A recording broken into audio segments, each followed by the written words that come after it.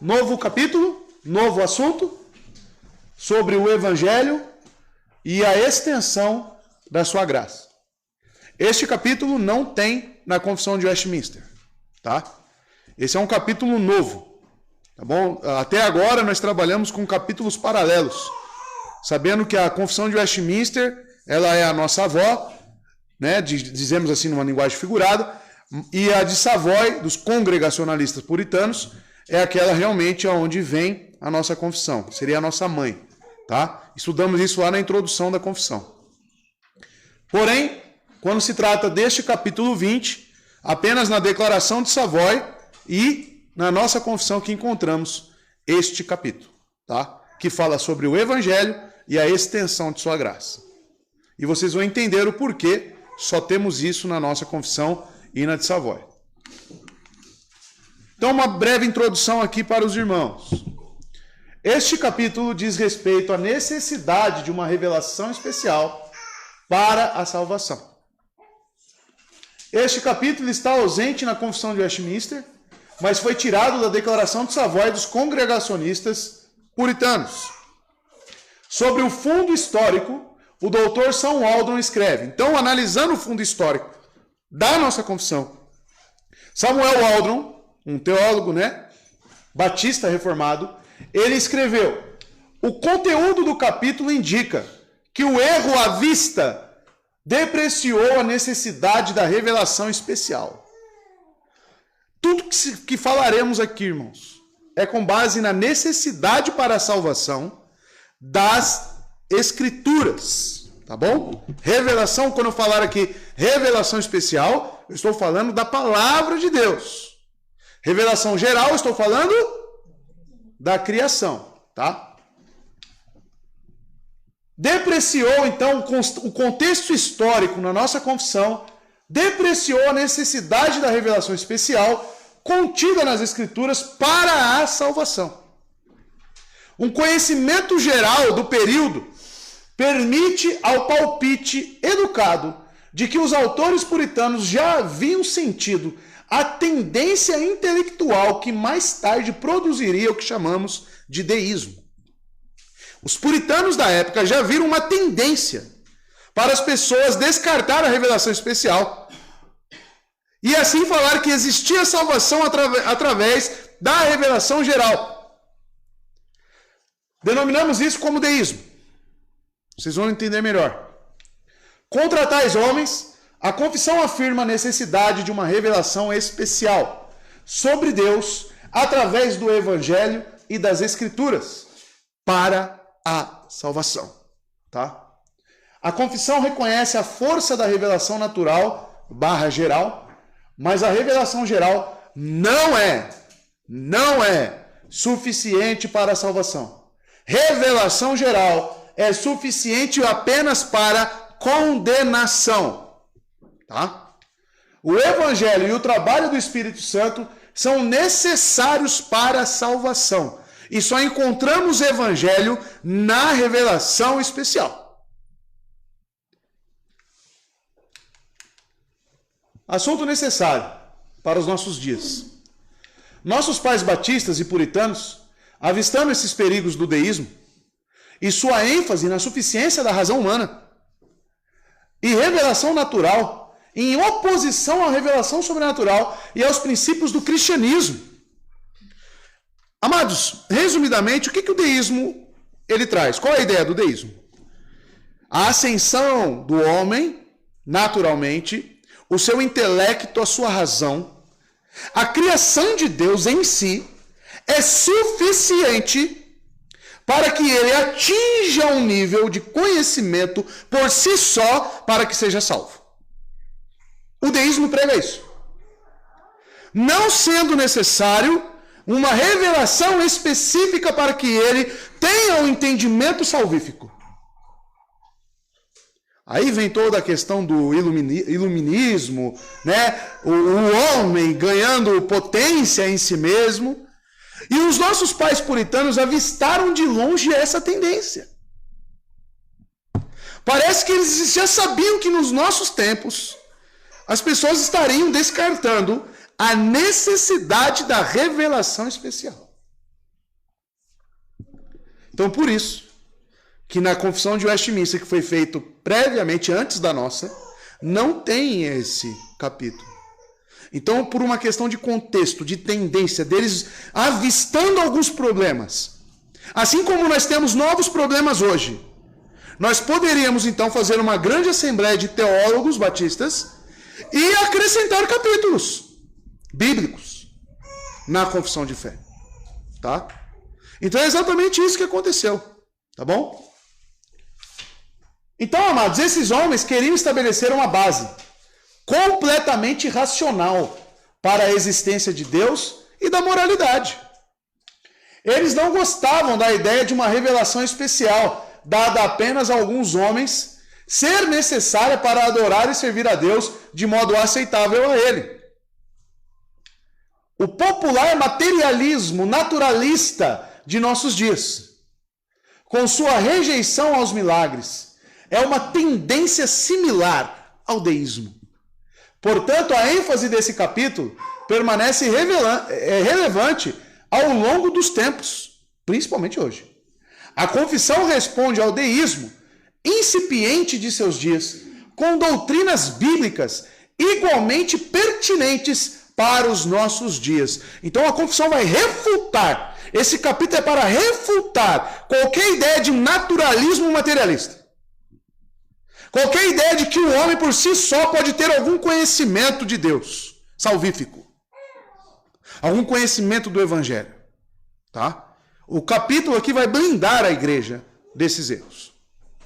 E hoje nós temos muitas religiões deístas que descartam a necessidade das Escrituras e enfocam apenas na experiência humana, no sentimentalismo. Tá? As pessoas, elas embasam o batismo com o Espírito Santo através de uma experiência. E as Escrituras ficam de lado. Tá? Deísmo puro. Deísmo puro. Tá bom? Aceitam e batizam pessoas que não tiveram uma experiência com a palavra, com as Escrituras. Tá? Fala aí, conta um pouco sobre a sua experiência aí com Deus. Como você se converteu? Ah, um belo dia estava caminhando e Jesus apareceu para mim. E eu vi um anjo. Pode acontecer? Pode.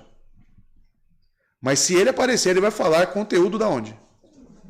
Da palavra. Tá? Da palavra. Não estou descartando como Deus pode se chegar ao homem. Mas ele vai direcionar para salvá-lo às Escrituras. Esteja certo disso.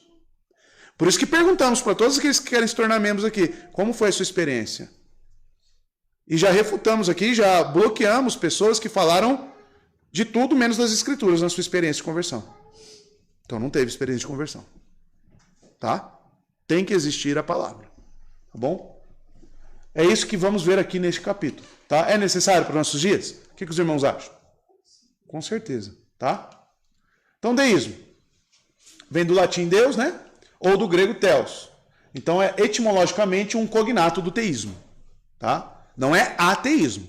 Tá bom? Eles não descartam a ideia de Deus. Eles creem em um Deus. Ou deuses. Tá? Ateísmo, prefixo a, é negação de Deus. Isso aqui é teísmo. Tá bom? Sendo que as duas palavras denotam a crença na existência de Deus. O deísmo difere do cristianismo ortodoxo. O que é ortodoxia, irmãos? Quem sabe? O que é ortodoxia? Cristã. Ninguém sabe? E aí, José? Não lembra? O que é, Felipe? Ortodoxia? Não lembra? Historicamente, tá? O que a igreja defendeu. Ortodoxia cristã não é criar novos conceitos. É sim defender, ter uma apologética daquilo que a igreja defendeu ao longo do tempo. E começamos lá com o credo dos apóstolos. Tá? Então o que eles falaram, foi melhorado o credo dos apóstolos através de outros concílios? Foi. Tá? Ele foi melhorado. Foi acrescentado mais conceitos bíblicos. Mas ele não se perdeu. Então a ortodoxia permanece, entendem? O deísmo, ele vai na contramão da ortodoxia cristã. Por apresentar uma cosmovisão natural. O que significa? Que nunca na história da igreja, nunca a igreja defendeu essa cosmovisão natural. Nunca. Então, se você olhar, e pretendo aqui um dia, né? Acho que vai demorar um pouco, estudar a história da igreja. Eu quero apresentar para os irmãos todos os concílios que aconteceram. Em todos os séculos, pegar desde a época dos apóstolos, a igreja primitiva, e vir construindo essa linha de raciocínio para os irmãos, para que os irmãos cresçam em ortodoxia. É necessário. É necessário você ter bons livros de história da igreja. Tá? Que tem bastante por aí. Tá? Dei até um compêndio para o Felipe lá, né, Felipe? Sobre a história da igreja, que fala segundo os séculos, tá? Dentro de cada século, o que aconteceu com a história da igreja. Essa cosmovisão natural nunca foi defendida pela igreja. Nunca. Tá? A crença deísta é que não existem milagres, presta atenção, e interferência de Deus na criação. Naturalismo, irmãos, vai vir de que a própria natureza ela se sustenta e pelo próprio meio dela ela avança. Sem interferência de Deus. Sem o sustento de Deus. Então Deus criou tudo, eles falam isso. Deus criou todas as coisas, colocou o homem e falou, a partir daqui, ó, é por vocês mesmos. E ele não interfere em nada. Tá? Enquanto que no teísmo, a autoridade é a palavra. Nós somos teístas. Monoteístas. Correto? Cremos em um só Deus. O Deus da Trindade. O Deus Trino. Tá?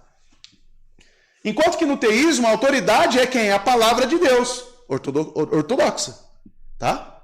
Inspirada e o testemunho do Espírito Santo. Cremos nisso. Que ela é infalível, que ela é suficiente, que ela é inerrante.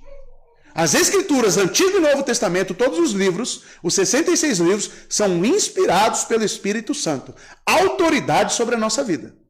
Tá? Nada de naturalismo. O deísmo tem como autoridade o primado da razão. Deus, e eles falam, Deus fez o homem à imagem e semelhança com uma razão. A partir disso ele segue sozinho. Tá? Na contramão da parceria sadia entre fé e razão. Porque temos essa razão, com certeza. Vocês viram em Gênesis que nós temos essa razão. Mas o que é necessário para ser salvo? Fé e arrependimento. E quem dá a fé e arrependimento? Como que Deus não interfere? Coisas que para nós, irmãos, parece básico. Mas é básico porque nós temos uma ortodoxia cristã. Agora, para um movimento que descarta a história da igreja, quantas igrejas você conhece que descartam a história da igreja? A partir daqui é a gente. Vamos inventar a roda. Tem um monte, a maioria, quase todas. Quase todas. Aí caem nesse erro. Aí aceitam qualquer tipo de coisa. Batiza qualquer um. Então, amados, veja. Existe uma parceria sadia entre fé e razão. Os deístas relegaram o Espírito de Deus lugar secundário e substituem a revelação especial das Escrituras pela razão humana. Além disso, negam a existência da Trindade. Tá bom? A encarnação de Cristo e a autoridade divina da Bíblia. E a expiação através de Cristo. Todo este sistema de crenças faz do deísmo algo muito próximo do agnosticismo e ateísmo. Estão muito próximos, porém professam que existe um Deus. Conhece gente assim? Por que nega Cristo e nega a encarnação? Porque se eu nego as Escrituras, o Evangelho está aqui. Todos os conceitos cristológicos, todos os conceitos de plano de redenção, sai fora. Cai por terra. Tá? Então aí entramos com esses conceitos agora. Sabemos em qual base foi criado esse capítulo da nossa confissão, o que os puritanos batistas avistaram. Agora vamos entrar no primeiro parágrafo. Tá? O primeiro parágrafo vai dizer o seguinte: o pacto das obras foi quebrado pelo pecado e tornou-se inútil para conduzir a vida. Então, Deus se agradou em desvelar a promessa de Cristo, a semente da mulher, como meio de chamar os eleitos, gerando neles a fé e o arrependimento. Nesta promessa, a essência do evangelho foi revelada e é feita eficaz para a conversão e salvação dos pecadores. Porque um argumento deísta que pode surgir é que não existia evangelho no Antigo Testamento. Aí eles vão falar, tá bom, vocês estão alegando aí, vocês que são teístas, né, monoteístas, vocês que creem na Trindade, salvação apenas através da revelação especial, como que fica o povo do Antigo Testamento, que não tinha o evangelho lá? Segundo eles, tá? Segundo eles. Aí a nossa confissão escreve isso. Que lá existia um pacto de obras, que foi quebrado, inútil para conduzir a vida. Então, Deus se agradou em desvelar o quê? Uma promessa de Cristo. Então, tinha evangelho no Antigo Testamento? Tinha evangelho no Antigo Testamento. De que forma? Substancial? Promessas que substancialmente iriam se cumprir. Tá? Então é isso. Veja como a nossa confissão foi se preocupando, tá, com a saúde da igreja. Amados, ser confessional, hoje em dia, é ser ortodoxo. Tá? Porque essa confissão aqui, inclusive quando ela foi elaborada, você acha que eles partiram do nada? Vamos discutir aqui. Vamos reunir aqui durante anos e vamos sacar aqui as doutrinas. Você acha que foi assim? Eles pegaram documentos. O próprio Calvino, para elaborar toda a sistematização dele, ele pegou escritos de Agostinho. Diversos escritos da igreja. Tá? Então nada vem da cabeça de ninguém assim, né, espontaneamente. Pacto de obras foi quebrado. Então a confissão diz que sobre o pacto de obras. O pacto de obras que foi dado a Adão foi quebrado pelo pecado, perdão. E assim tornou-se inútil para a vida. Pacto de obras salva alguém? Não. Por quê? Porque ele mostra a incapacidade do homem de cumprir. Então, por que não salva? Porque não consegue cumprir. Tá? O homem não consegue cumprir, não obedece, né, completamente ao que Deus exige. Agora, ele só administra sua maldição, a morte. Aí sim, desperta em nós a necessidade. Portanto, Deus se agradou em desvelar a promessa de Cristo. Aonde? Gênesis 3,15, vamos chegar lá. Já estamos no capítulo 3. Onde ele tinha um propósito para salvar os eleitos por seu intermédio. Nesta promessa de Cristo, o evangelho foi revelado como meio de chamar os seus eleitos.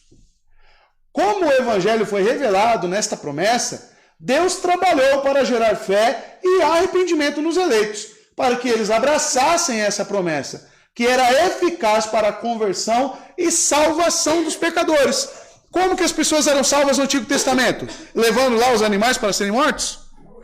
Fazendo aquilo, mas tendo fé de que viria o Cordeiro perfeito. É isso. Eles criam na substância a promessa substancial, que é Cristo Jesus. Tá? É assim que eles eram salvos. Crendo num tempo futuro que viria. Tá? Esta promessa de Cristo era essencialmente em substância. Porque a promessa falava da vinda dele, correto? A promessa prometia um Cordeiro perfeito, o Filho de Deus, que tiraria o pecado do mundo. Não foi isso que João Batista disse? Eis o Cordeiro de Deus que tira o pecado do mundo. Ali está ele. Ele é o prometido. Ele é o ungido de Deus. Então, amados, essa promessa de Cristo era essencialmente substância. A promessa do Evangelho e da salvação, que é o que Cristo realizou em nome dos eleitos. A salvação sempre foi através de Cristo. Eles foram salvos pela fé nas promessas de Cristo. Tá bom? Aí vai entrar Hebreus 11. Hebreus 11 fala de alguém do Novo Testamento? Quem ele cita? Quem é aquela relação, o hall dos fiéis lá? Do Antigo Testamento. E a fé deles estava em quem? Em Cristo, é claramente lá colocado. Exatamente. Tá? Então veja, amados, a aliança adâmica que poderia ter proporcionado a vida eterna se Adão obedecesse. Adão tinha condição de obedecer? Sim. Mas obedeceu? Não. Porque tinha também potência, né? Para poder pecar. Foi quebrado, então, e não continha provisões para expiação, somente a morte. No pacto de obras, não se tem provisão para expiação. Deus falou alguma coisa quando ele fez o pacto com Adão? Não, se você quebrar o pacto, vai ter um meio aqui para que você, dentro desse pacto de obras, o seu pecado seja expiado. Tinha alguma coisa do tipo? Não, ele só falou, o dia que comer daquela árvore, certamente morrerás. E morreu, certamente, e morreu. Tá? Então o pacto de obras, ele não tinha nada para a expiação do homem. Aí veio a necessidade de uma promessa. Tá? Que veio no proto-evangelho que eu vou falar. Mas alguns textos antes, para que os irmãos vejam, né, essa questão dos pactos. Gênesis 3,15. Porém, inimizade entre você e a mulher, entre a sua descendência e o descendente dela. Este, quem é o este? Lhe ferirá a cabeça, tá? E você lhe ferirá o calcanhar, tá? Aí entra a questão da traição de Cristo, toda uma questão. Porque tudo sairia da semente da mulher. Tanto o traidor quanto o salvador, né? Tudo sairia dali. Efésios 2,12.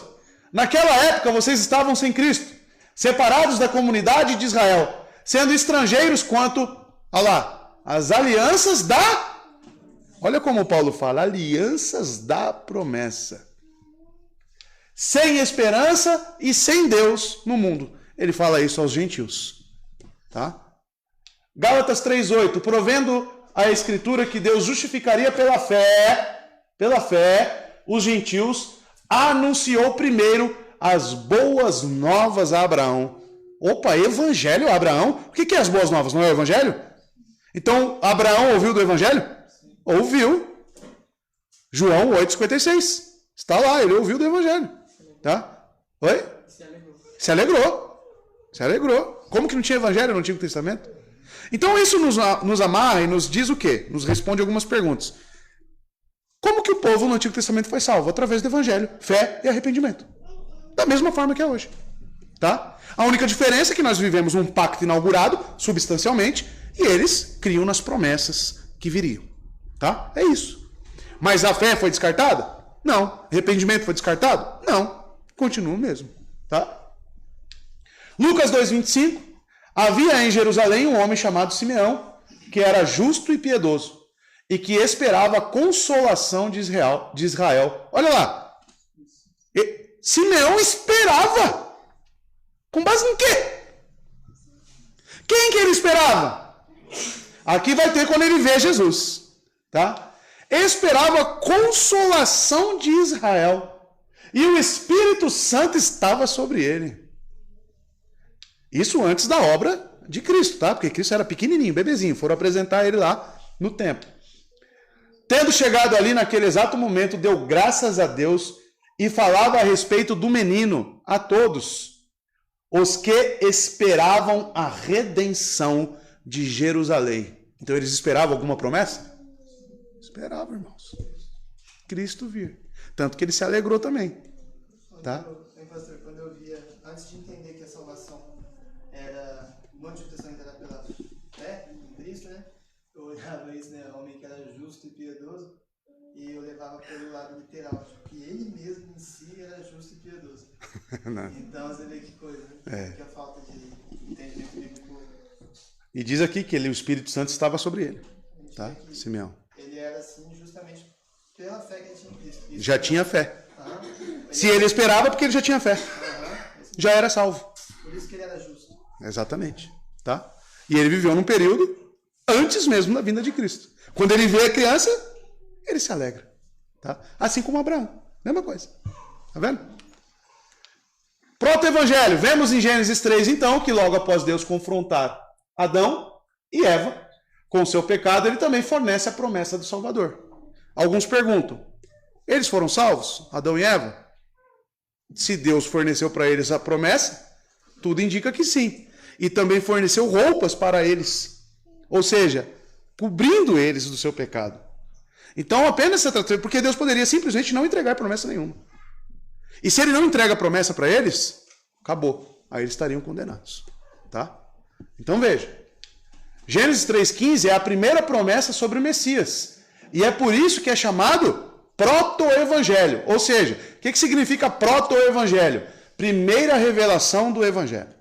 A primeira vez que na Bíblia aparece algo relacionado a evangelho, a boas novas, é em Gênesis 3,15. Nunca se esqueça disso. Tá bom? Deus promete uma semente, uma prole, que conquistaria a serpente, que é quem? O diabo. Essa promessa foi se desenvolvendo ao longo da história. Por exemplo, Abraão também recebe promessas. O que foi prometido a Abraão? Que em sua prole todas as nações da terra serão abençoadas. Abençoadas em quem? Em Cristo. A semente apontava para um só, que é Jesus. De Gênesis 49, 10, aprendemos que a prole e o Messias virá dos lombos de Judá. Mais tarde será revelado que ele será o filho de Davi, segundo Samuel 7. Então percebam como essa promessa ela foi se desenvolvendo com os outros pactos que Deus foi fazendo. Com Noé, foi fazendo com Abraão, com Davi, com Moisés. Porque nesses pactos ele também forneceu promessas. Tá? Porque ela foi se desenvolvendo ao longo da história. Mas quando o Messias veio, tudo se cumpriu. Aí a substância estava presente. Tá? A substância do pacto da graça foi revelada a todos os santos, antes de Cristo. O pacto da graça, antes da inauguração da nova aliança, pelo sangue de Cristo, não existia como um pacto estabelecido, mas como uma promessa. Que isso fique muito bem claro, tá? Porque isso é um distintivo batista. O pacto da graça não estava estabelecido, tá? Na antiga aliança. Era feito apenas através de promessas. Que isso fique muito bem claro para os irmãos. Nós se diferimos dos presbiterianos justamente aqui, irmãos. Porque eles falam que substancialmente já estava estabelecido o pacto da graça na antiga aliança. Tá bom? Nós cremos que promessas apenas.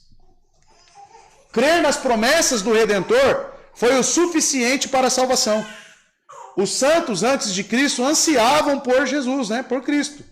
Olha lá, João 8,56, coloquei aqui. Abraão, pai de vocês, regozijou-se porque veria o meu dia. Ele o viu e alegrou-se. Como que ele viu se ele não viveu?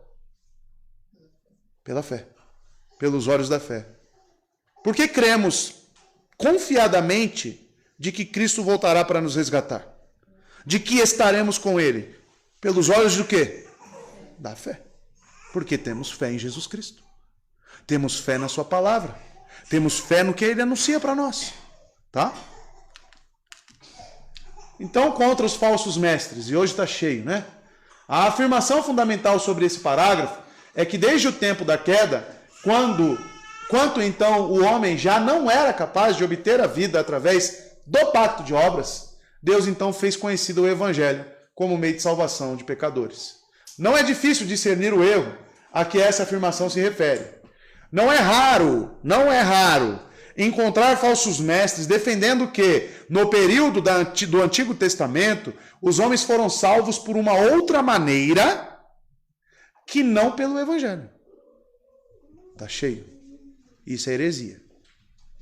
Em momento nenhum a palavra fala que alguém foi salvo no Antigo Testamento de alguma outra forma. Tá? Sempre foi através da fé e arrependimento. Tá bom? Especialmente nos estágios iniciais da humanidade. Você levantou a mão? Fábio. Levantou a mão? Não?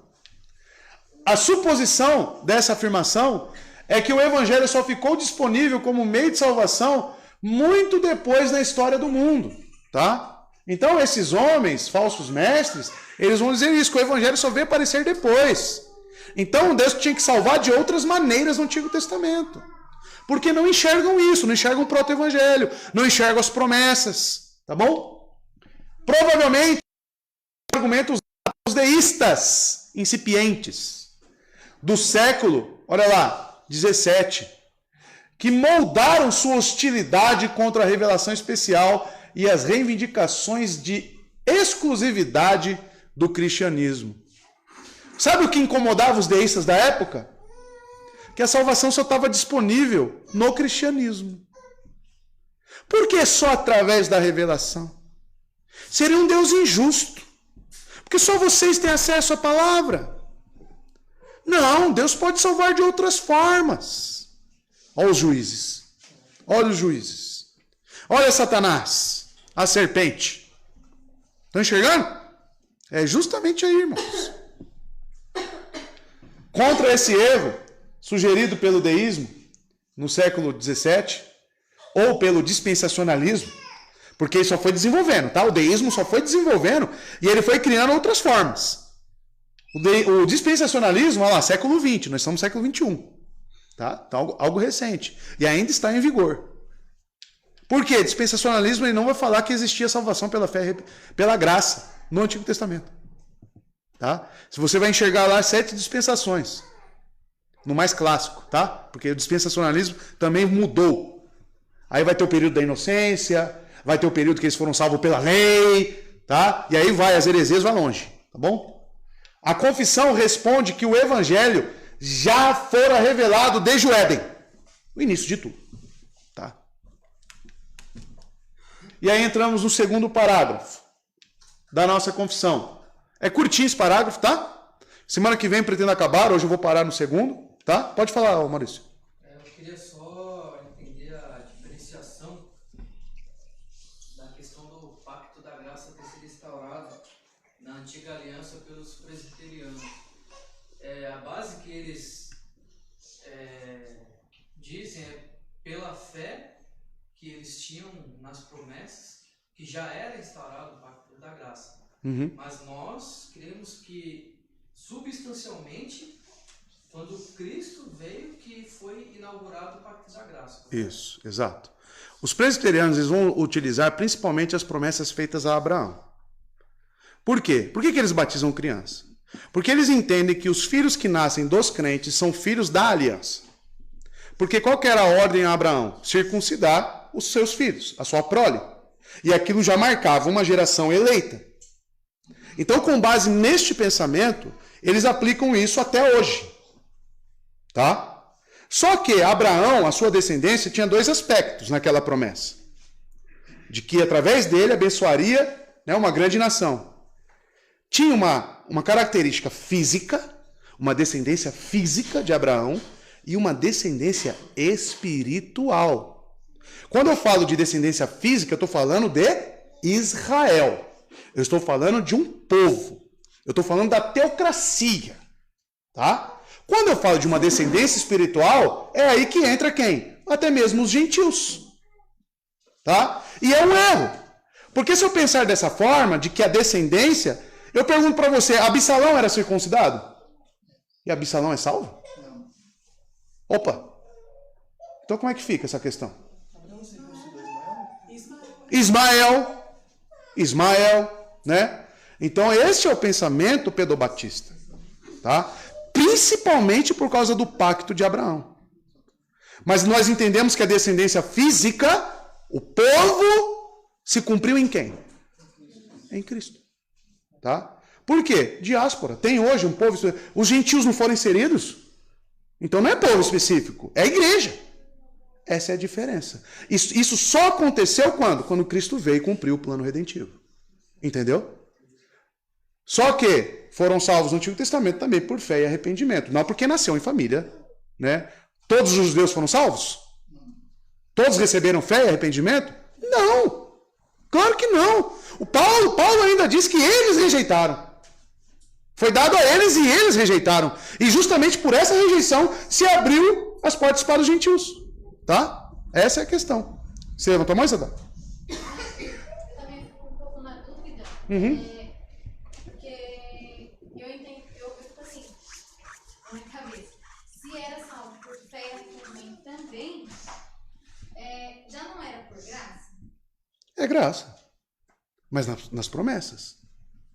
Fé nas promessas. Substancialmente, é só quando Cristo veio. Isso. Substancial. As promessas, tudo bem.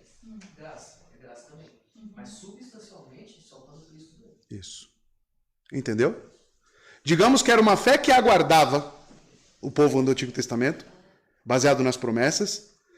E quando ele veio, nós cremos naquilo que já aconteceu. Substância. Entende? Os presbiterianos, os pedobatistas, não só, eu coloco só presbiteriano, mas pedobatista é católico, é anglicano, tá?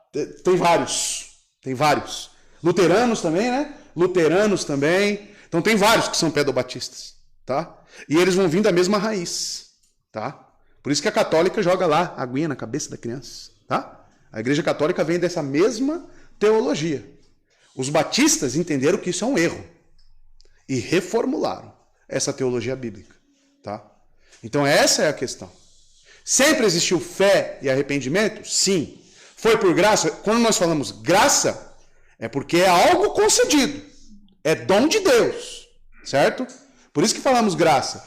E fé e arrependimento sempre foi graça, tá? Então eles foram salvos pela graça, tá bom? Porém a fé que eles receberam é algo que viria. Nós cremos em algo que já veio e já se cumpriu, tá bom? Então, por isso que não batizamos crianças. Porque a marca distintiva de ser salvo é fé e arrependimento. Essa criança tem como esboçar a fé que está no seu colo aí? Arrependimento? Não dá. Pode ser um ímpio? Deus queira que não, né? Tá? Mas os filhos podem ser ímpios? Quantos você conhece aí que é filho de crente e não quer saber de nada de Cristo? Um monte. Um monte. Tá? Tem essa possibilidade. Então não é porque nasce numa família da aliança que realmente já é um salvo automaticamente. Isso aí já quebraria outras doutrinas. Justificação somente pela fé. A principal, né?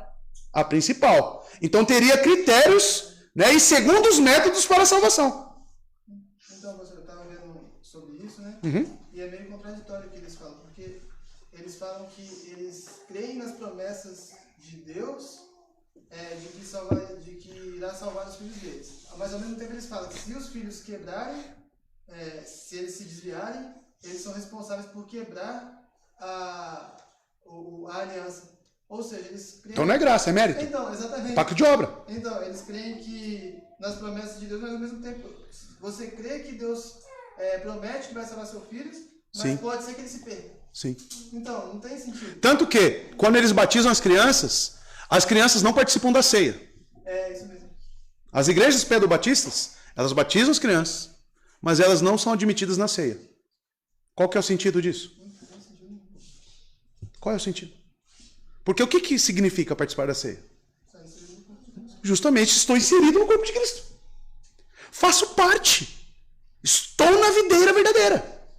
Estou anunciando isso publicamente. Reafirmando meus votos. E o batismo é o quê? São os dois sacramentos que nós temos. Batismo e ceia. Hoje vai ter dois, graças a Deus. O que vamos anunciar ali? Que aquelas pessoas que estão ali na água, imergidas, morreram. Morreram para os seus pecados, morreram para o mundo e nasceram para quem? Para Cristo. Por quê? Porque receberam a fé e o arrependimento. Ou seja, batismo e ceia são duas coisas que estão intrinsecamente relacionadas. Então por que eu batizo e depois eu não participo da ceia? Qual é o sentido disso? Então você, pelo que o Vitor está falando, né? Conforme ele estudou, você parcialmente, né? Ainda depende, né? Do que você vai ser futuramente. Então, para que batizar? Mas depois batizam de novo, né? Eles. Não tem mais batismo. Você professa na sua fé. Acabou. Acabou. Você só fala, né? Reafirmando, não, eu creio em Jesus Cristo. Batizei quando eu tinha 1 mês de idade. E tá tudo certo. E segue o jogo. Né? Esse é o pensamento pedobatista. Tá?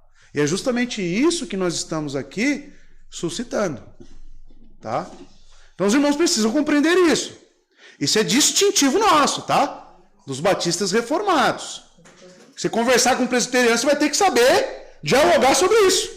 Tá? Na confissão, no catecismo do Hércules Collins, tem uma seção refutando isso. Tem. Refutando, né, o pedobatismo. Exato. E é bem completo. Justamente porque é distintivo.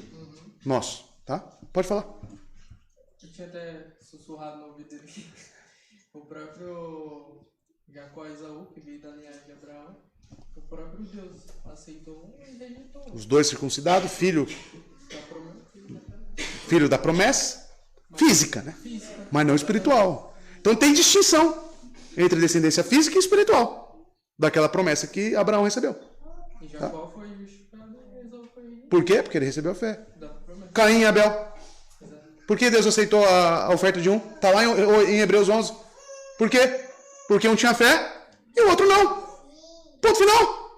E os dois veio da mesma linhagem. Estão entendendo como é um erro? E é tão básico, parece para nós, mas a tradição... Amados, a ortodoxia ela tem os seus limites também, tá? A ortodoxia, a tradição histórica, ela ganha respeito e força dentro das 4 linhas das Escrituras. Quando uma tradição derruba as doutrinas bíblicas, o que eu faço com ela? Sai fora. Acabou. Tá? É isso. Tradição não suplanta as Escrituras. Que fique muito bem claro isso para nós. Tá? Porque ser reformado, de certa forma, é sim adquirir algumas tradições puritanas, né? Batistas do século 17. Mas essas tradições têm que estar dentro do quê? Das Escrituras. Não pode ferir as doutrinas bíblicas. Tá? Graças a Deus, eu sou um batista reformado. Tá? Como que eu ia viver com isso? Já pensou você numa igreja presbiteriana? Como é que você ia viver com isso? Aí nasce seu filho. Esse aí já estaria batizado já. Né? Os do Fábio quase que pegaram eles. Já estavam olhando para eles assim, ó. Né, Fábio? Já estavam quase jogando. Catarina, meu amigo, já tinha passado pelo limbo lá. Não ia ter que nem conversa. Tá? E é assim. Tá? Imagina você convivendo com isso.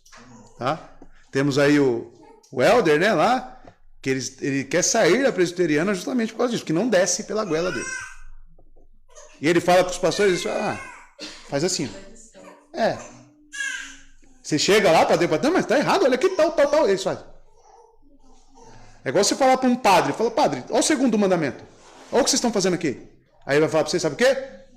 Vai fazer assim, ó. É isso. Tá? Agora, se você consegue viver assim...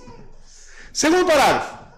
Esta promessa de Cristo e da salvação por meio dele é revelada somente pela palavra de Deus.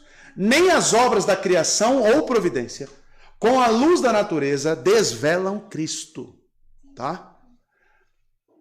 Ou a graça por meio dele, tanto de uma forma geral ou de uma forma obscura. Muito menos os homens destituídos da revelação dele pela promessa ou evangelho. Devem ser, assim, habilitados para alcançar a fé salvífica ou arrependimento. Tá? Ou seja, ele está limitando nesse parágrafo que o evangelho está somente na revelação especial. Não na geral. Tá? Evangelho somente nas Escrituras. Salvação por Cristo é revelada apenas pela palavra de Deus. É só das Escrituras que sabemos que pela fé Cristo e o arrependimento em relação a Deus alcançamos o perdão dos pecados. Onde vamos encontrar essa informação? Essa mensagem? Apenas a palavra. A mensagem do Evangelho vem da revelação especial de Deus e não faz parte da revelação geral. Nem as obras de criação ou providência, com a luz da natureza, fazem a descoberta de Cristo. Tá? Revelação geral revela que existe um Deus. Mas para saber quem é este Deus e o que ele exige, precisamos de uma revelação especial. Além disso, aqueles que estão destituídos da revelação por ele, pela promessa ou evangelho, não podem ser salvos. O índiozinho que está lá no meio do mato e nunca ouviu da palavra de Deus, é salvo? Ai, mas coitado dele. Ele era ignorante, inocente. É isso que a palavra diz? O que diz em Romanos capítulo 1? Vamos tocar aqui nesse assunto. Indesculpáveis. Tá? Indesculpáveis. Só existe salvação através do Evangelho. Então as pessoas que querem ser membros ou se batizar aqui nessa igreja, elas têm que falar sobre o seu testemunho segundo o Evangelho. segundo o Evangelho, irmãos. É isso. Tá? A salvação está contida nessa mensagem. E não de outra forma.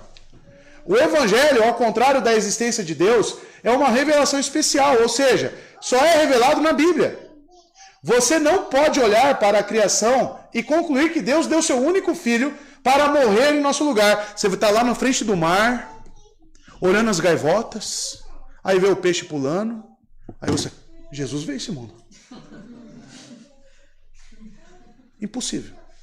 Olha para a árvore e fala, nossa, que árvore bonita. Ah, Deus enviou seu filho. Não tem como. Não tem como, é impossível isso acontecer. Tá? Então, amados, as Escrituras em nenhum lugar dão qualquer indício de que as pessoas podem ser salvas fora de Cristo ou sem acreditar na obra de Cristo. Quantas pessoas falam que o meu sogro que o meu sogro é salvo? Por quê? Porque olham para ele, é um bom cidadão.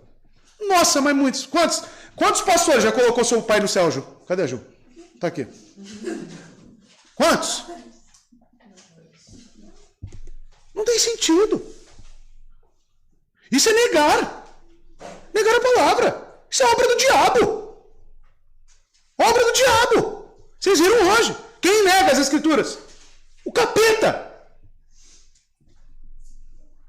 Meu sogro, infelizmente, se ele morrer hoje, ele vai para o inferno. Minha mãe e meu pai, se morrer hoje, vai para o inferno. Por quê? Negam as Escrituras. Negam o Cristo revelado nas Escrituras. Você prega, o que ele faz? Entra aqui e sai aqui, não quer saber. Tchau, meu amigo. Não tem conversa. Ah, mas coitadinho, ele pagava as contas em dia. Quem disse que isso salva? Quem disse que pagar as contas em dia salva? Quem disse que não matar ninguém salva? Pelo contrário, é o assassino que é salvo quando ele se arrepende e crê em Cristo. É esse que é salvo. É a prostituta que vendeu o seu corpo a vida inteira, mas se arrepende, tem fé em Cristo e é salvo. Esses são salvos.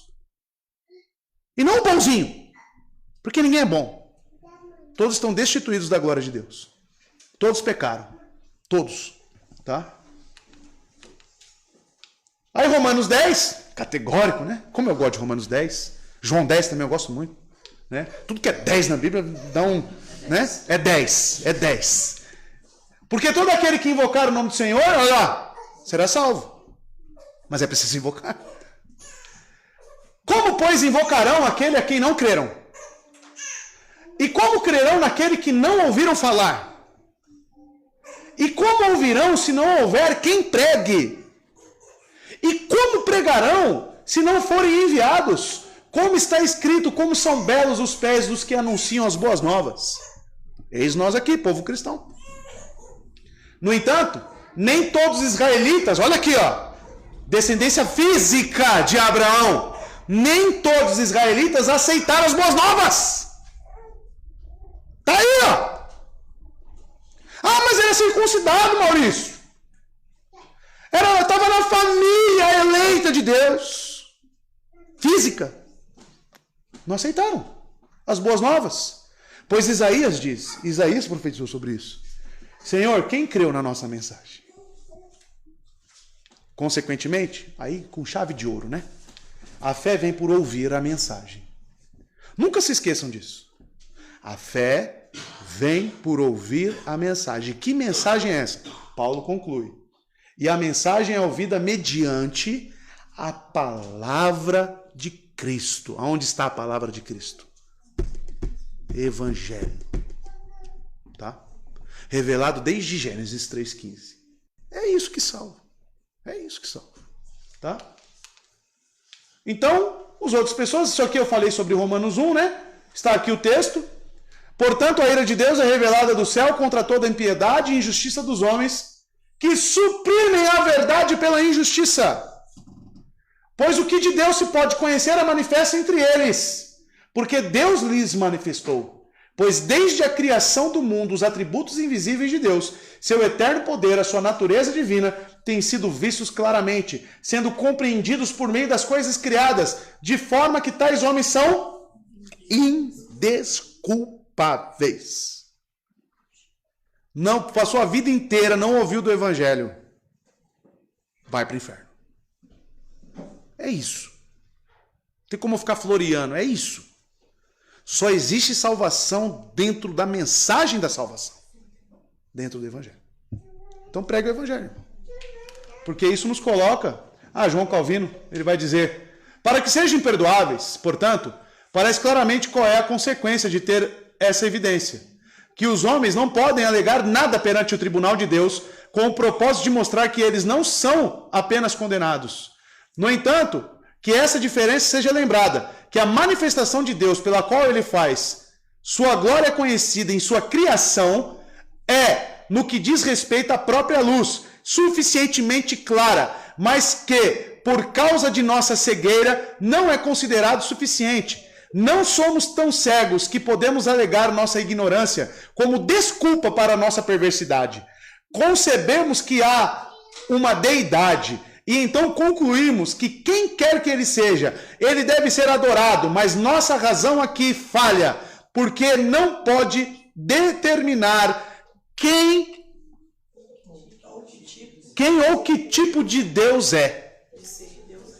De ser Deus é. O Israel, as crianças deu uma dó na minha casa lá, lá atrás tem um monte de flor lá, né? Mas não é jardim não, é mato mesmo que cresceu lá, tá bom?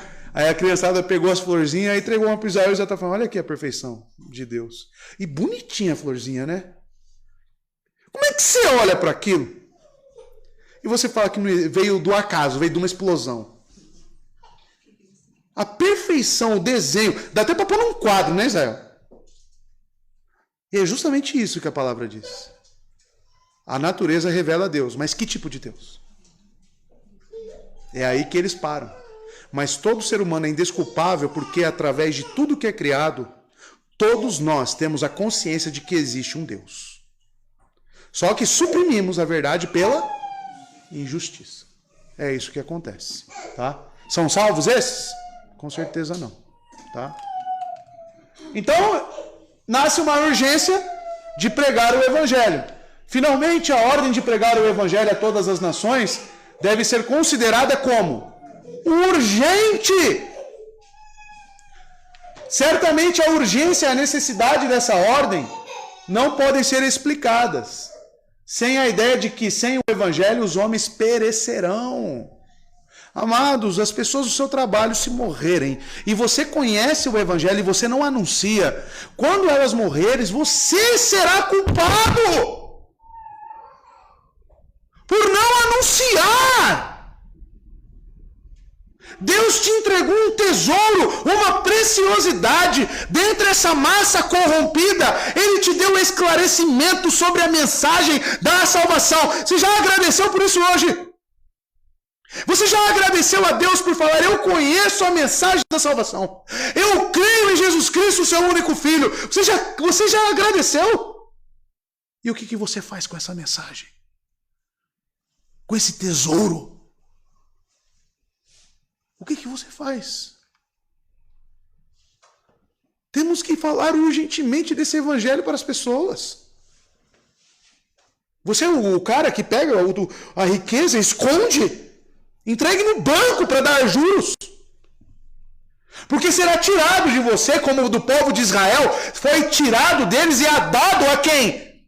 A quem realmente produz algo com aquilo. Até quem tem alguma coisa será tirado. E Cristo agradece de ter ocultado isso das pessoas de grande grife, né? E ter revelado aos incautos, aos ignorantes, aqueles que são pobres. Deus revelou a esses, revelou a nós que estamos aqui. E nós não falamos do amor de Deus, não falamos de Cristo, não entregamos a revelação especial. Uma nova canção Ele pôs em meus lábios. Você pode cantar isso? Então, amados, os homens não merecem ter possibilidade de serem salvos. Deus é justo. E ainda assim não dá a muitos homens nenhuma oportunidade de serem salvos. Claro que está falando, né? Apenas pela natureza. Os homens têm revelação divina suficiente para ficarem inexcusáveis, mas não o suficiente para serem salvos. Os homens não são condenados, portanto, apenas ou simplesmente por não acreditarem em Cristo. Alguns que nunca rejeitaram o Evangelho, mas irão para o inferno devido a outros pecados. Necessidade e urgência de falar da mensagem da salvação. É urgente. E aí paramos no terceiro parágrafo. Tá? Então, o capítulo 20 está falando sobre o Evangelho e a extensão da sua graça. E é o que vocês viram aí hoje. Tá bom?